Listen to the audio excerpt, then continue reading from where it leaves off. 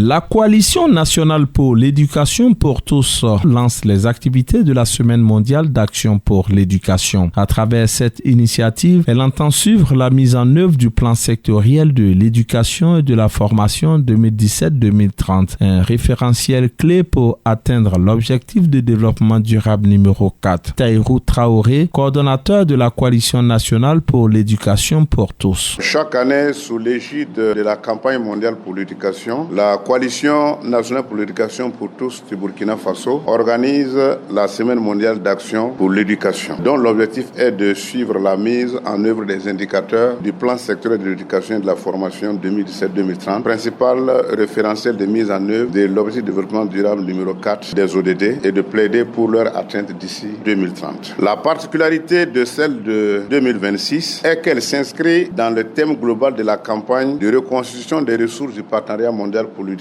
pour la période de 2026 à 2030. Intitulée « Multiplier les possibles », cette campagne est co-organisée par l'Italie et le Nigeria et vise à mobiliser environ 15 milliards de dollars, donc 5 milliards de dollars pour le fonds du PME et 10 milliards de dollars en cofinancement. En rappel, le Burkina Faso a adopté la déclaration d'Inchon pour l'éducation 2030 qui définit une nouvelle vision de l'éducation pour les 15 prochaines années à venir. Pour la coalition, cette semaine est un moment de mobilisation, mais aussi d'interpellation des décideurs, car sur le terrain, des défis persistent. Accès à l'éducation, qualité des apprentissages ou encore conditions d'études. Selon Tahirou Traoré, le principal conférencier. La faible efficacité interne et externe de notre système éducatif dans un contexte mondial de plus en plus marqué par l'automatisation et les technologies, au premier rang desquelles l'intelligence artificielle qui nécessite le développement de nouveaux ensembles de connaissances et de compétences. À titre d'exemple, le taux d'achèvement atteint en 2025 est de 51,6%. C'est-à-dire sur 100 élèves qui entrent au CP1, ceux qui atteignent la classe de CM2, c'est 51,6%. Au post-primaire, c'est 28,6% et au secondaire, 16,4%. Face à ces enjeux, l'organisation appelle au respect des engagements pris par l'État et ses partenaires. Plusieurs activités sont prévues durant la semaine. Sensibilisation et action de plaidoyer. Tahirou Traoré, coordonnateur de la Coalition nationale pour l'éducation pour tous.